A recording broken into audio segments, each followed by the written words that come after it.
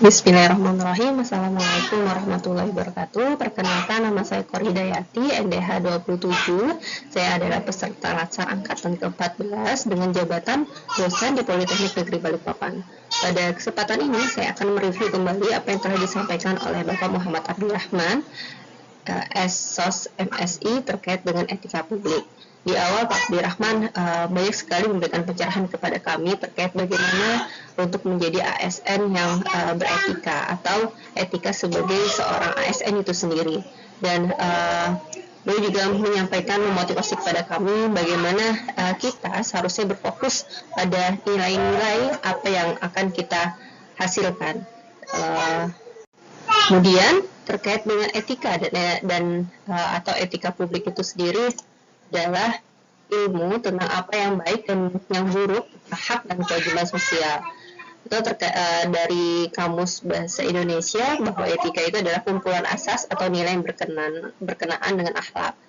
Atau juga dari Gen Blocker mengatakan bahwa etika itu adalah nilai mengenai benar dan salah yang dianut masyarakat.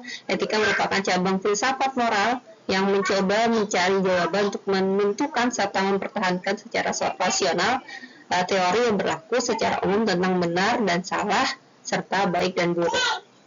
Etika publik itu sendiri adalah refleksi tentang standar atau norma yang menentukan baik atau buruk, benar atau salah perilaku, tindakan dan keputusan untuk mengarahkan kebijakan publik dalam rangka menjalankan tanggung jawab pelayanan publik. Indikator dari etika publik itu sendiri adalah dari kode etik. Kode etik itu merupakan aturan-aturan yang mengatur tingkah laku dalam suatu kelompok khusus. Sudut pandangnya hanya ditujukan pada hal-hal prinsip dalam bentuk ketentuan tertulis. Kemudian akan menjadi keramahan dalam bersikap, sopan santun, netralitas, dan rapi. Kode etik ASN itu tertuang di dalam Undang-Undang Nomor 5 2014. Ada 12 poin terkait hal itu, yaitu bagaimana melaksanakan tugas dengan jujur, tanggung jawab, integritas tinggi, melaksanakan tugas dengan cermat dan disiplin, melayani dengan sikap hormat, sopan dan tanpa tekanan, melaksanakan tugas sesuai dengan peraturan perundangan yang berlaku, melaksanakan tugas sesuai perintah atasan atau pejabat yang berwenang, menjaga kerahasiaan yang menyangkut kebijakan negara, menggunakan kekayaan barang milik negara, menjaga agar tidak terjadi konflik, memberikan informasi secara benar, tidak menyalahgunakan informasi internal negara, tugas, status, kekuasaan, dan jabatannya. Yang 11, memegang teguh nilai dasar ASN dan selalu menjaga reputasi integritas ASN. Dan yang terakhir adalah melaksanakan ketentuan peraturan perundangan mengenai disiplin pegawai ASN. Sedangkan nilai dasar etika publik itu ada 14, tertuang di modul etika publik, yaitu memegang teguh nilai-nilai dari ideologi negara Pancasila, setia dan mempertahankan Undang-Undang Dasar, menjalankan tugas secara profesional dan tidak berpihak, membuat keputusan berdasarkan prinsip keahlian, menciptakan lingkungan kerja yang non-diskriminatif, memelihara menunjang tinggi standar etika luhur, mempertanggungjawabkan tindakan dan kinerja kepada publik. Yang kedelapan adalah memiliki kemampuan dalam melaksanakan kebijakan dan program pemerintahan.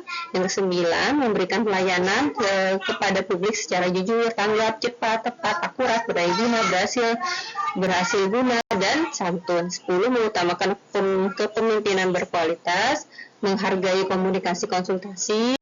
12, mengutamakan pencapaian hasil dan mendorong kinerja pegawai. 13, mendorong kesetaraan. Dan 14 adalah meningkatkan efektivitas sistem pemerintahan yang demokratis sebagai perangkat sistem karir.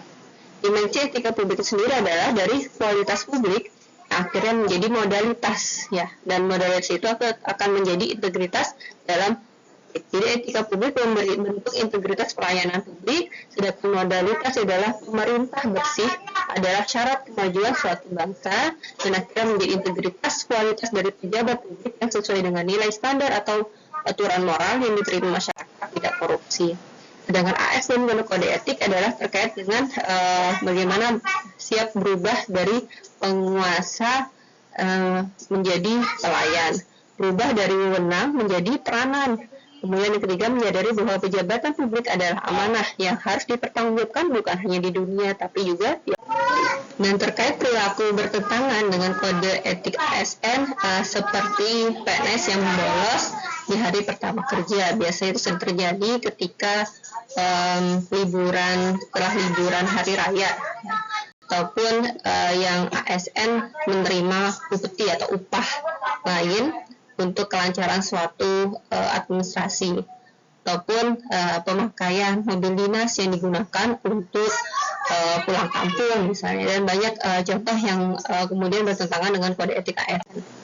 Refleksi internal sebagai seorang dosen itu sendiri dan rencana aksinya adalah bagaimana kita sebagai seorang dosen juga mencontohkan secara etika dosen yang tidak telat, kemudian bisa di calling oleh bimbingannya, sehingga mahasiswa tidak merasa bahwa seorang dosen itu susah untuk ditemuin, ya, ataupun terkait dengan integritas atau bagaimana subjektif menilai dari nilai dari mahasiswanya, penilaian ya pada mahasiswa.